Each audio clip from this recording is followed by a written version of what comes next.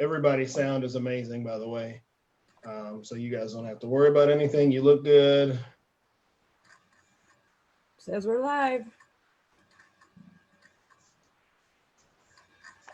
Here we are. Let's make sure the sounds good. Oh yeah, there we go. Yep, sound is amazing.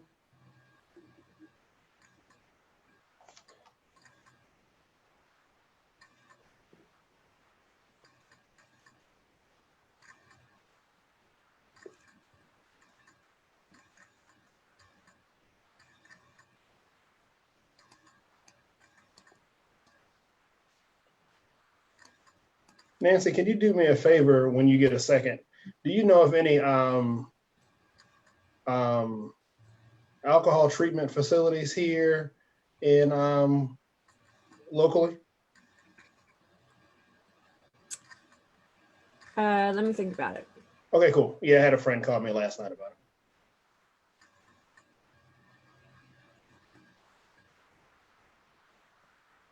So it is 10:04. We'll give it another minute here, and then we'll go, and then we'll get started.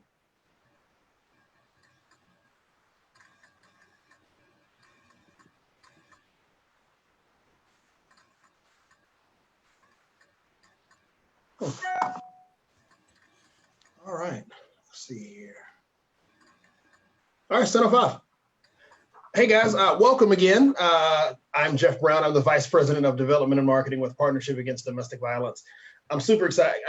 I really have to find like another phrase in there somewhere to say, but I am really excited. I say this all the time, to have this opportunity to have another conversation with you guys about domestic violence and about the work of Partnership Against Domestic Violence. And so today, we're going to be talking about domestic violence and its impact on children. And so I've titled this one "Her Eyes Were Watching," because I have a great friend and board member, Dr. Tameeka Law Walker. I said a couple of years ago that she was in my top 10 favorite people of all time. She's still there. She hadn't moved out, even though she's a tech grad. She keeps finding a way to stay in that top 10, but she's an awesome person and I would not do her justice. So I'm going to let Dr. or Tameeka, we'll just say Tameeka. Tameeka, introduce yourself, and then we'll go over to Nancy and let Nancy introduce herself as well. All right, Jeff, you know that you are so funny. So I'm Tameeka Law Walker, and I am Vice Chair of the Board of Directors for Partnership of Against Domestic Violence. Professionally, I'm a maternal fetal medicine physician. My practice is based mainly out of Northside Hospital, and my job is to take care of high-risk pregnancies.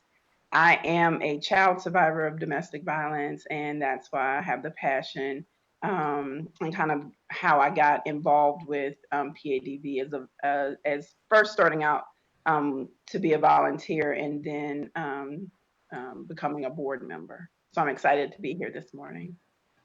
Great. Well, we are delighted to have you as a part of our organization. Tameeka, you are definitely one of the most brilliant people that I have ever had the pleasure of getting to work with. So it's an honor to be here with you today. My name is Nancy Friauf, and I am CEO for Partnership Against Domestic Violence. Awesome. Well, man, let's jump right in to the conversation. And I think the first question I always go with is to you, Nancy. Why is discussing domestic violence impacts on children, why is that such an important topic for us to discuss? It's really important because I think a lot of times people don't realize the impact on the children that are in the household. People sometimes think, well, if that child wasn't actually physically abused or sexually abused, then it's not a big deal. But kids always know what's going on, and they see it and they hear it, and it's very traumatizing for children. And often the person who's the actual victim of domestic violence, they're so traumatized and in such crisis that they're not able to understand what's happening with their kids and to be able to be there for them and reach out and care for the child and the trauma that they're going through. But we know that it can have a big impact. We know that kids that experience domestic violence, they may have more trouble in school. They may be developmentally delayed. They may get into more conflict. They may have more emotional health problems, behavioral problems. And as they get to be, oh, sorry, that was my phone being weird. And as they get to be teenagers, they may be more likely to substance abuse, again, to have emotional mental health problems, to themselves, find themselves in unhealthy relationships. So we really want to break that cycle of violence. So it's really important that we work with kids to help make that happen. Awesome. Thank you so much. And so, Tameeka, I'd really love to just give you the space to just take a minute or two, or however long you feel like it takes, to just share your story and what was your mom's experience from your vantage point, I guess is the question. Right. So kind of quickly, because it could kind of be drawn out. All the time you need. My parents met in college and did not ever marry. So this was not between my mother and my father. I actually lived with my grandparents until I was about 3 or 4 years old. And then I moved to St. Louis to live with my mother. And by that time, my mother had already gotten married to my stepfather and also was pregnant with my brother. So I kind of moved into an already made family. So, during that time, probably ages 3 to 7-ish, I witnessed multiple experiences and episodes of domestic violence where I would see him hit her. I mean, he's hit her over the head with things, pushed her to the ground. As far as things that I can remember is tearing up my toys. I can remember getting spankings for no reason. One of the biggest things, or the fondest, or not fond, but one of the things that stay in my mind is how once the police came to the house, because my mother had gotten away to be able to call, and then went back to the house to check on me, and basically we were held at gunpoint by him for multiple hours, as the police did not want to come into the house because they were really scared that he would act on his threats. He Once we we traveled to his mother's house, which was on the other side of the city, and he followed us in the car. We safely got into her house, but then he started shooting at the house. And so then there was a standoff in her alley where the police ended up shooting him, taking him to jail. And I can remember going to court and giving my recount of the night of what happened. And I can remember the bullets coming into the house and breaking the glass. The final thing, and there was multiple other episodes that I can name, but the final episode that I remember, I guess I was about 6 or 7, and he came over mad about something, and we had already moved and they were divorced, but he came over and basically pushed her to the ground, cut her legs, broke her arm. There was blood stains everywhere, smashed holes in the wall, broke the TV, the piano, keys on the piano, smashed with a hammer. And basically, I was there sitting on her the whole time, the whole night. So it went from, early afternoon until like 3 in the morning. She ended up going to the hospital needing, stitches and cast on her arm, blood transfusion. So just very, very gruesome experience. So from there, we did move back to Georgia and, away from it all. So just kind of, going through that at an early age, that was kind of my normalcy, I guess, of, that was what I saw between a mother and a father. So kind of not the best experience for a young child to go through. And like the age of 3 is hard to have memories, but those are the ones that kind of stick out. Tameeka, I wanted to, in this may be a hard question, but at the age of 3, like what goes through your mind when you're witnessing that? Like, yeah, I don't know. More. I just don't know how to articulate it. Yeah. I mean, because in the other times, everything was sweet and nice, so this was a person that, bought me ice cream. This is the person that, you know, tucked me in for bed. So, I mean, it's just kind of the dichotomy of being so sweet and you loving the person to being this, you know, monster and horrific that you just, I don't know what's going on. And so, you know, I didn't have, at the time, I didn't know what emotion to have. You know, it was kind of hard to figure out what was going on, really. I mean, it wasn't until, you know, I became older as a child to know, like, okay, that wasn't right or that wasn't normal.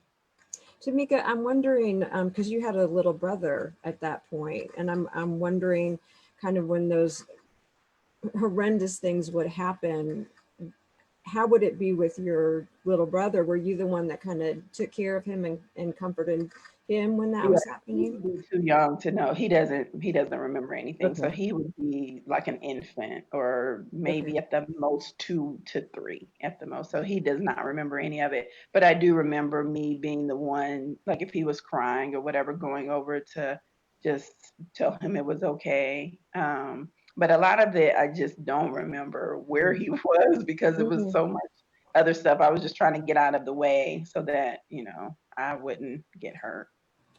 Right, and that's something that we often see in families where there's domestic violence, that the older sibling will take on the caretaker role of the younger siblings when the violence is going on and the craziness is going on, and that can be another impact for that child, is they have to become really like an adult at a very young age, and so they kind of lose their childhood. And that's something that we do at Partnership Against Domestic Violence, is that we really work at when kids come into the shelter, having fun activities and playing and going on outings, so that they get that chance to reclaim their childhood and to reclaim that childhood of fun and laughter and being silly and all that kind of stuff that kids do.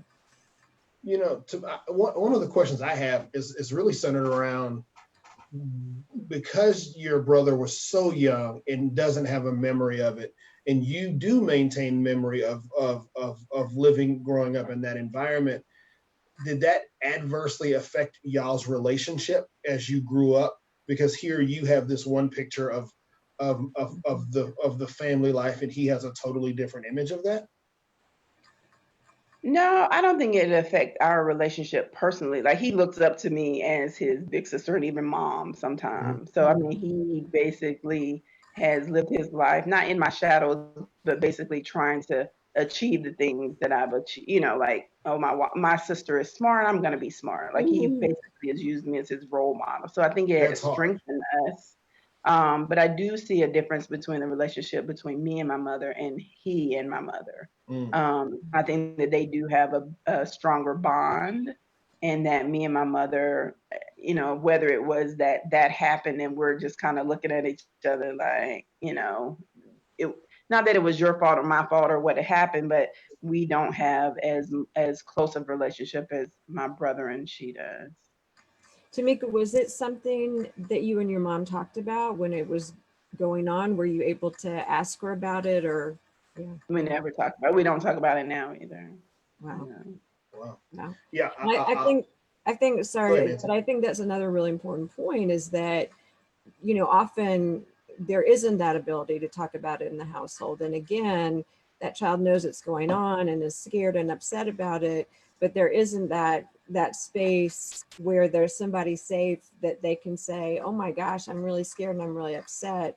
Help me understand and make sense of that. So that can be, just keep that burden even heavier on that child's heart, because there's no safe place to go to help make sense of it. This is a really important and needed conversation. And I would like to point out to anybody watching right now, if there's questions that you'd like to ask at any point, if there's something that says, oh, boom, aha, I have a question and I want to ask either Nancy or Tameeka, feel free to do that. This forum, yes, I do have questions, but more importantly, this is a forum where we would love to be of assistance and give our viewers the opportunity to speak out or to ask any questions that they may feel is on their heart. Nancy, I do have a question for you. Just in your capacity as CEO, you know, you hear the stories, you meet the children. is what Tameeka is describing in her personal journey. Is that similar to, or is it unique to the experiences of other children?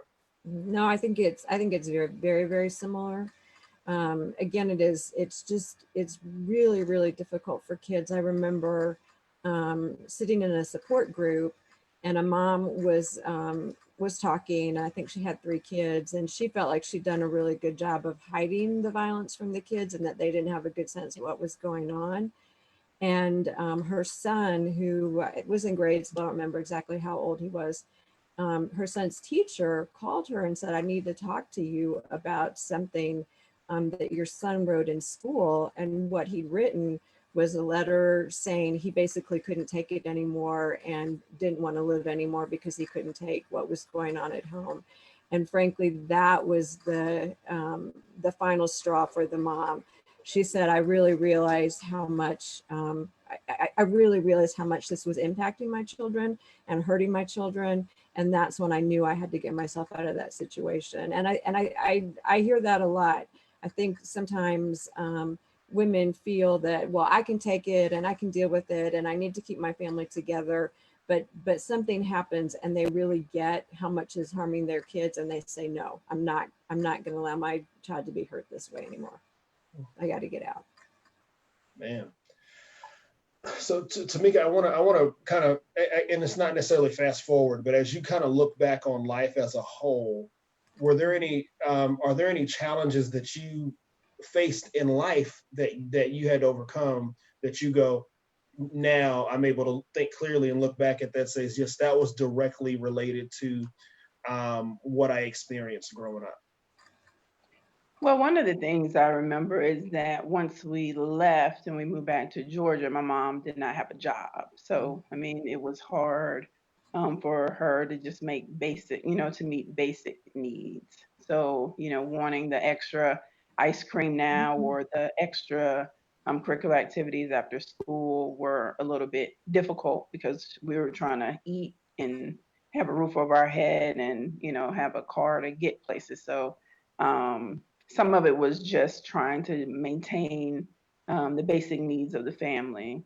I also remember just after coming out of there being worried and having a lot of anxiety, kind of not knowing what the next step was or what we're going to do next. And we moved around a lot after that. So I can remember moving probably 10 times when I was younger.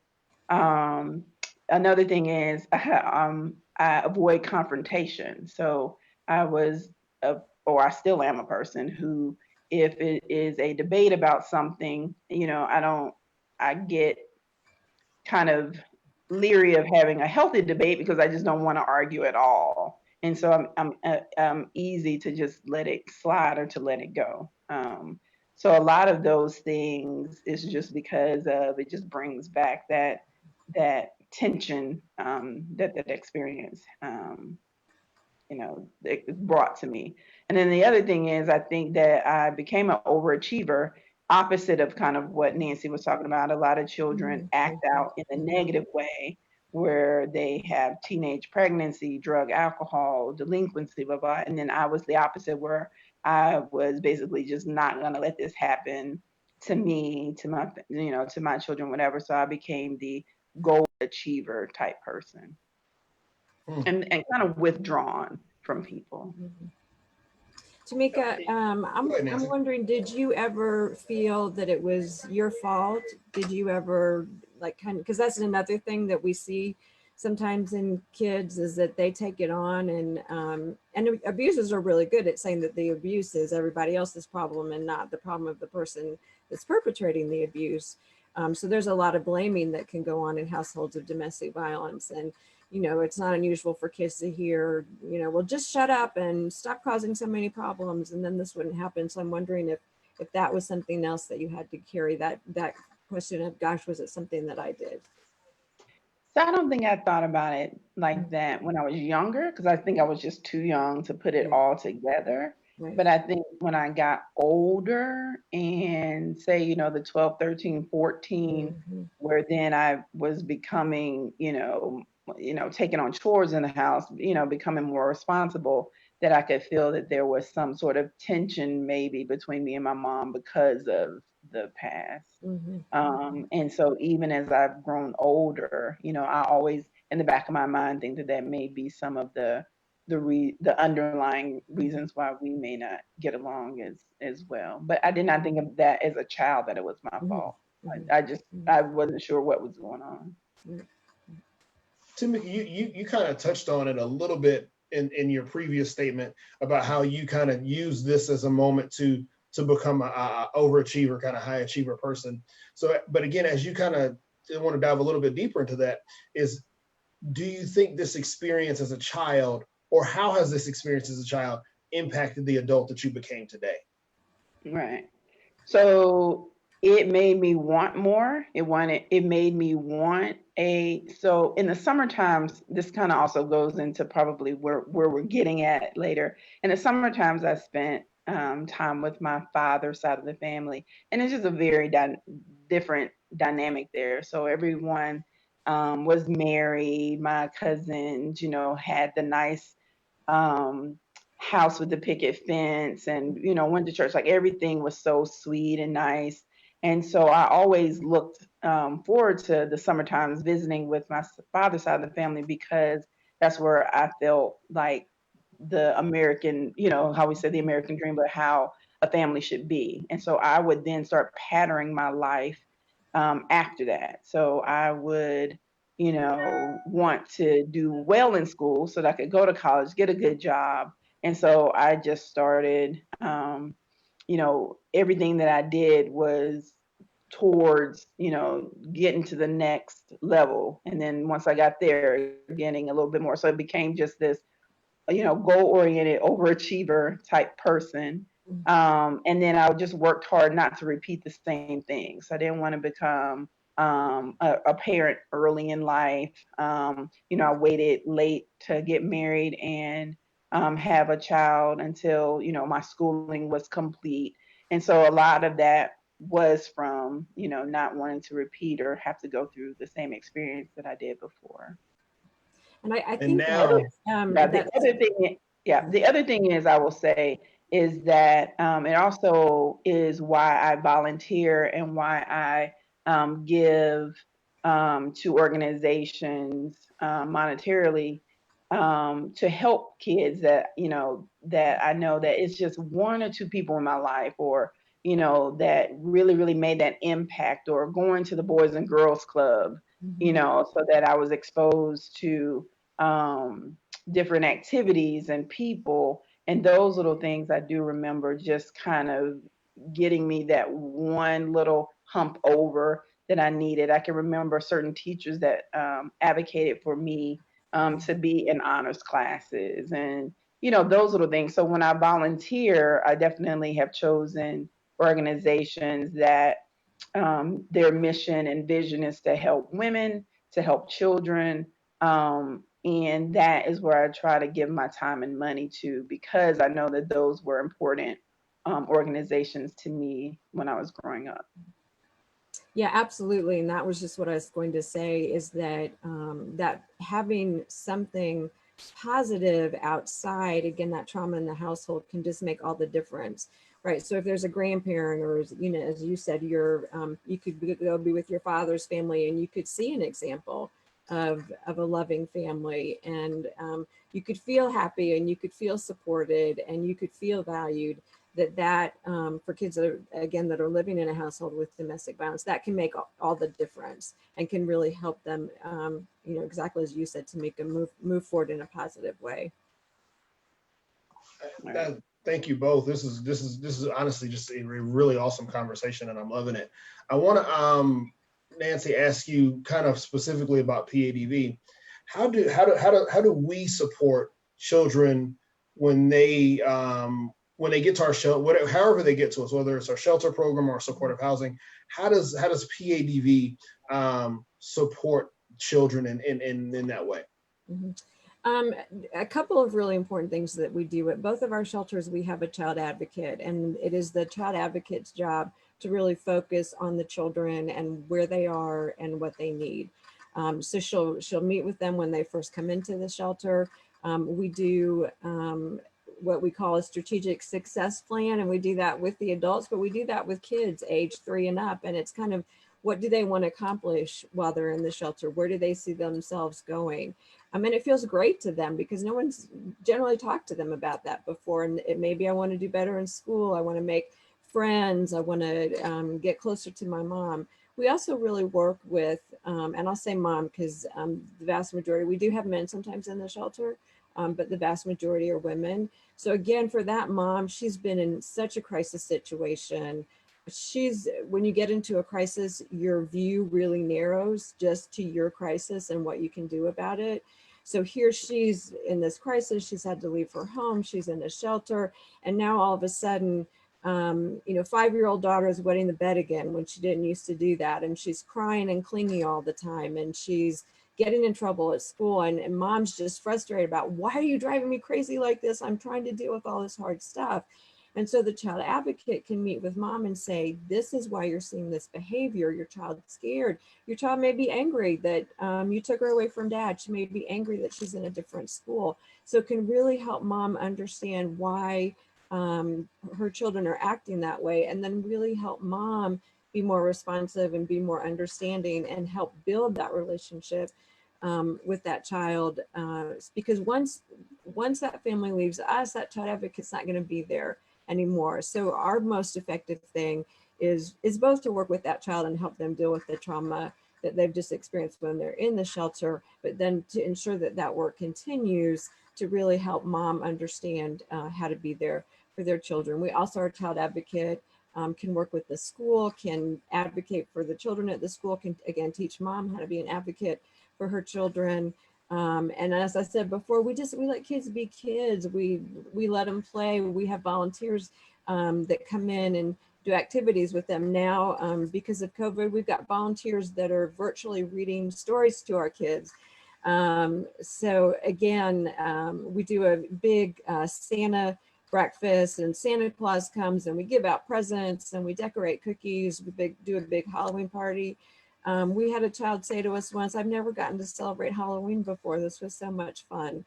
So really, again, helping them heal from that trauma, helping mom understand the trauma kids have been through, and then just giving them a fun place to be. That's awesome.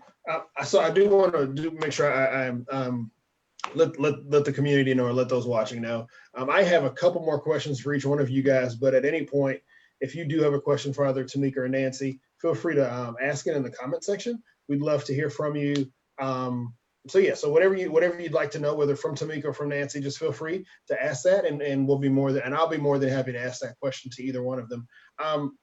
So Tameeka, you and I have spoken a lot, over the years that you've been on our board, and one thing that you spoke about before was just the importance of grandma to you, and I think this is kind of what Nancy was getting at with our child advocate, is just that support system.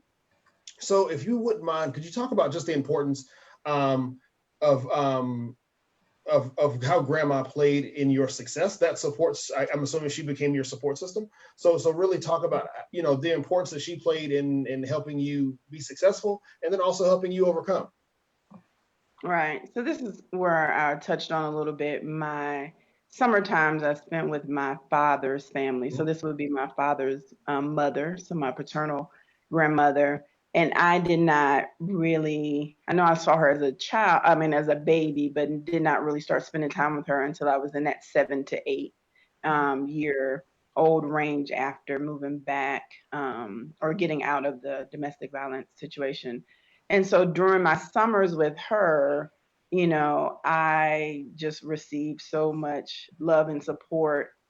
She, I always tell people she was literally the person who saved my life from going down the wrong way. So she was the one that would always tell me how smart I was. We would always watch Wheel of Fortune or Jeopardy every evening after we watched wrestling. So the balance there. So, so we had our TV shows that we always watched, and she would be like, man, every Wheel of Fortune thing, I'm going to put you on there. You're so smart, so, she just built me up that way. She observed how I was genuinely well liked by everybody. So my cousins would always want to spend the night or have me over, or their friends wanted me to have me over. So she's like, people just love to be around you. But she, told me those things and gave me those affirmations. We talked about my appearance, how she wanted my shorts to be a little bit longer, how I should hold my posture and things like that. So just making me, build self-confidence. She told me why I needed to work hard in school, which colleges to go to and not to go to, which professions that I should look at and not. We read the Bible every day. We went to church every Sunday. I mean, she just basically showed me what my worth was.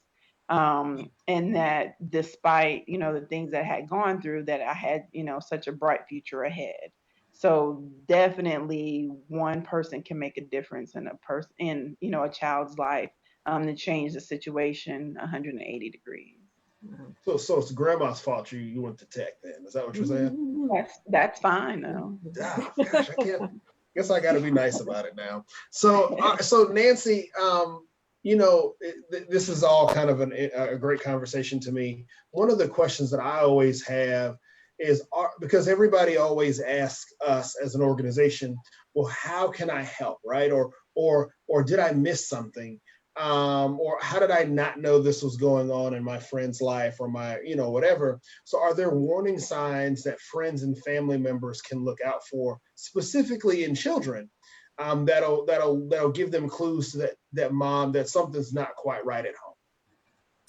Yeah, it can be really difficult with kids, and even with mom, because I've talked to lots of women that have been victims of domestic violence, and there's a lot of shame associated with it. There's a lot of feeling that it's my fault.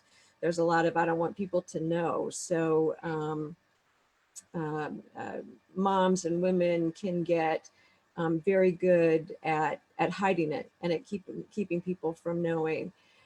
For the children, I think anytime they seem more withdrawn, I think if the family's there together, and anytime dad speaks, there's kind of a little flinching or a little moving back, or there's some anxiety with that could certainly be a warning sign. If kids have been doing pretty good in school, but then start really having problems. I think if you see kids acting out, if you see a child and they're more aggressive and maybe they're more violent than you would think that a child would be, they could be mirroring the behavior that they're seeing at home. And the other thing that can be really difficult is how do you approach a parent and say, is there something wrong with your kid? I mean, no parent wants to hear that. So I think it's better, if you're feeling concerned, is to speak to that mom and say, hey, I'm worried about you. You seem anxious. You seem upset. I've noticed some bruising, and I'm worried. Do you feel safe? Is there something going on that you want to talk about? It has to be done in a really supportive manner, not in a blaming manner, not in a, I think things are awful, why don't you get out of there? Because that mom is already feeling guilty and afraid. And so if those questions come in a non-supportive manner, it's just going to cause her to pull back and be less likely to talk about it and less likely to seek assistance. Nancy, I've heard you say, because we've had these conversations over and over, that one of the things that we've seen as an organization is, because of COVID and because there's no school, one of the safety nets that help protect families and help protect children are teachers that see their kids every day. And without a child going to school, without the counselors or the lunch lady or whomever that see that child every day, like that's one avenue that's now missing from our ability to help intervene, is not having that child in school. So I thought that was also a very interesting take as we kind of look at this conversation in the COVID mindset as well. So the last question, go ahead. Well, I was just going to say also, with kids being at home, we've seen that domestic violence increases. We've seen the severity of domestic violence increase.